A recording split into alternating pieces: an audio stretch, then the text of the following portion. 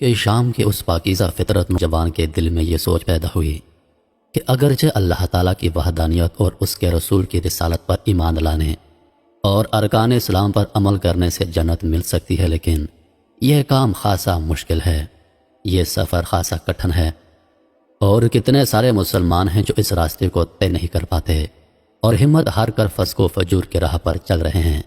لہٰذا کوئی ایسا عمل کیوں نہ اختیار کیا جائے جو اللہ کے ہاں جلد قبول ہو اور اس کے ذریعے جنت کی طرف جانے والا سالہ سال کا طویل سفر مہینوں میں، مہینوں کا سفر ہفتوں میں، اور ہفتوں کا سفر دنوں میں طے ہو جائے۔ تو اس کے جی میں آیا کہ جہاد فی سبیل اللہ ایک ایسا عمل ہے جو اللہ تعالیٰ کو بہت پیارا ہے، اور زندگی بھر بلا ناغہ مسلسل نمازیں پڑھتے رہنا، روزے سے رہنا اس کے پل برابر نہیں ہو سکتا، اور اس کے ذریعے طویل سفر سمٹ سکتا ہے اور انسان بڑی آسانی کے ساتھ جنت میں داخل ہو جاتا ہے۔ چنانچہ اس نے یہ سوچ کر اپنی وفادار بیوی، ننھے منھے بچوں کو والدین کے ہاں اللہ کے سپرد کیا اور ہتھیار زیب تن کر کے گھوڑے پر سوار ہو گیا اور ماسکر پہنچ گیا۔ وہاں سے محاذ جنگ پر جانے والے جہادی قافلے میں شریک ہو گیا۔ یہ جہادی قافلہ شام کے سرسبز کھیتوں، ہرے بھرے باغوں، طویل نہروں، وسیع و عریض مرغزاروں، فلک بوس پہاڑوں اور ان کے دامن میں بہتی ہوئی آبشاروں سے گزرتا ہوا فارس اور خراسان کے محاذوں پر پہنچ گیا اور جنگوں میں مصروف ہو گیا۔ اس نوجوان نے محاذ جنگ پر شجاعت کے جوہر دکھائے اور اللہ کی نصرت، تائید اور کفار کی ہزیمت اور شکست کے چشم و دید مظاہرے دیکھے۔ اسے وہاں ایک عجیب سما نظر آیا کہ مجاہدین اسلام دشمن پر حملہ آور ہونے سے پہلے ان الفاظ میں دعا کرتے: اے یونس بن عبید جیسے پاک لوگوں کے رب، اے یونس بن عبید جیسے نیک انسان کے رب، ہمیں دشمن پر فتح نصیب فرما۔ پھر وہ دشمن پر یلغار کرتے تو اللہ ان کی نصرت فرماتا اور انہیں فتح سے ہمکنار کر دیتا۔ اس کے دل میں آیا کہ یونس بن عبید کون سا ایسا بزرگ ہے کہ اللہ تعالیٰ اس کے نام کی لاج رکھ لیتا ہے اور مسلمانوں کو فتح عطا فرماتا ہے۔ اگر اللہ نے شہادت عطا فرمائی تو ٹھیک، ورنہ اگر زندہ بچ گیا تو اس کی زیارت ضرور کروں گا۔ اس دور کے مجاہدین اس حقیقت سے آگاہ تھے کہ جنگوں میں فتح و نصرت سے ہمکنار ہونے کے لیے ضروری ہے کہ کوئی مجاہد اللہ سے شرک نہ کرے، نہ تو اللہ کے سوا کسی کا نعرہ لگائے اور نہ ہی اس کے سوا کسی سے مدد طلب کرے، کیونکہ اللہ کے سوا کوئی ہستی فتح نہیں دے سکتی، اور جو شخص یہ عقیدہ رکھے تو وہ مشرک ہے، اور مشرک راہ خدا میں قتل بھی ہو جائے تو وہ جہنمی ہے۔ اس شامی نوجوان کے دل میں رہ رہ کر یہ خیال آتا کہ آخر کیا وجہ ہے کہ مجاہدین خصوصی طور پر یہ دعا کرتے ہیں کہ اے یونس بن عبید جیسے نیک انسان کے رب، ہمیں فتح عطا فرما۔ پتہ نہیں اس بزرگ کے کس عمل کی بنا پر ہی اللہ سے فتح کی امید رکھتے ہیں، کاش اللہ شہادت سے پہلے پہلے اس کی زیارت کروا دے۔ خیر، اس عرصے میں لشکر اسلام مختلف محاذوں پر داد شجاعت دیتا رہا اور اپنی فتح کے جھنڈے گاڑتا رہا۔ لوگ جوک در جوک اسلام میں داخل ہوتے گئے۔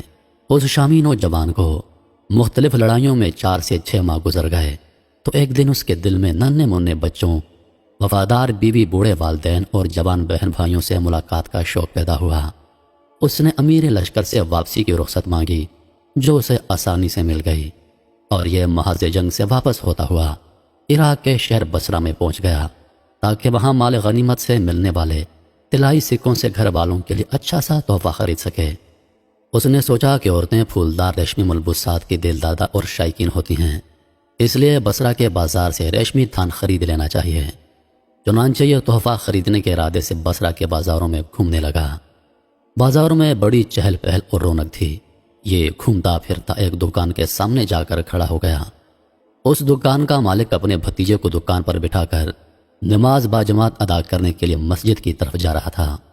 یہ اس دکان میں داخل ہو گیا اور رنگا رنگ کے تھان دیکھنے لگا۔ ان تھانوں میں سے ایک ریشمی تھان اسے بہت پسند آیا۔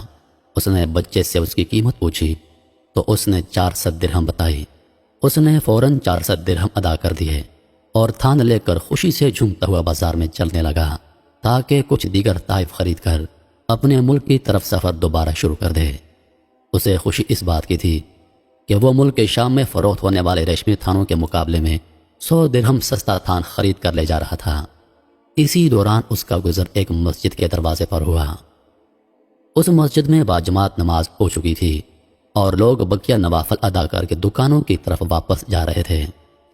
ان میں سے ایک آدمی اس شامی نوجوان کے پاس آیا اور اس سے پوچھنے لگا، نوجوان، یہ ریشمی تھان کون سی دکان سے خرید کر لے جا رہے ہو؟ اس نے جواب دیا، جی فلاں کی دکان سے خرید کر لے جا رہا ہوں۔ وہ شخص بولا، یہ تھان کتنے میں خریدا ہے؟ جی میں نے 400 درہموں میں خریدا ہے۔ آپ یہ سوٹ مہنگا خرید کر لے جا رہے ہیں، یہ تھان اتنا قیمتی تو نہیں ہے۔ نہیں جناب، یہ مہنگا نہیں بلکہ پورے 100 درہم سستا ہے۔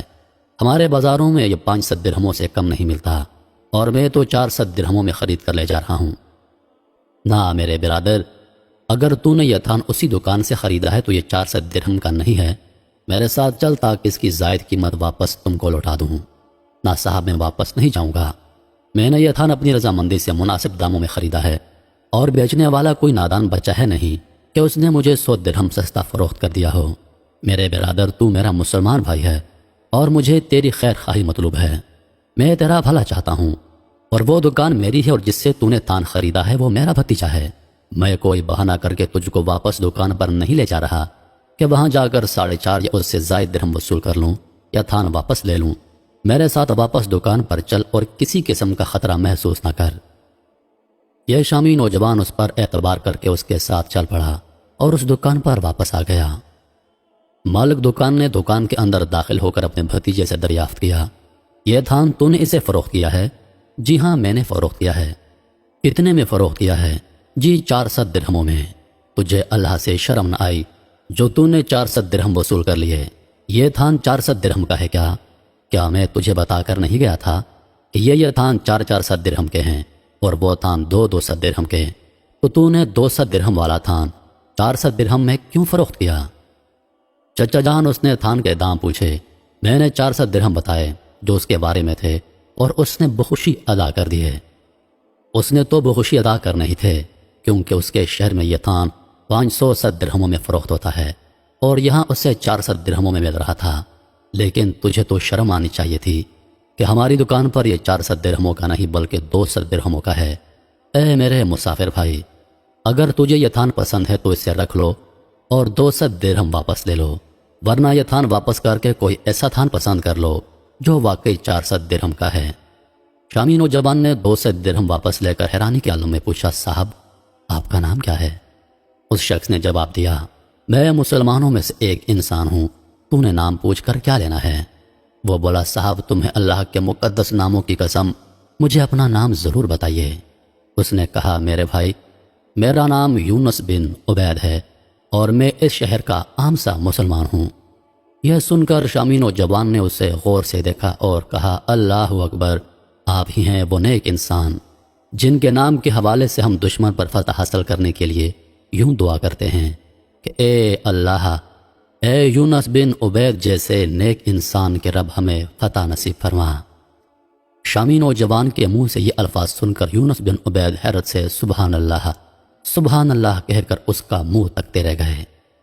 محترم ناظرین، یہ تھے یونس بن عبید بصری رحمۃ اللہ علیہ، اللہ کے مقرب بندے، جو نہ تو کسی پیر کے دست حق پرست پر بیعت ہے، نہ کسی کے خلیفہ مجاز، نہ کسی گدی کے سجادہ نشین تھے، نہ کسی درگاہ کے مجاور، نہ اس کے سر پر سبز امامہ ہوتا تھا، نہ گلے میں موٹے موٹے دانوں والی مالا۔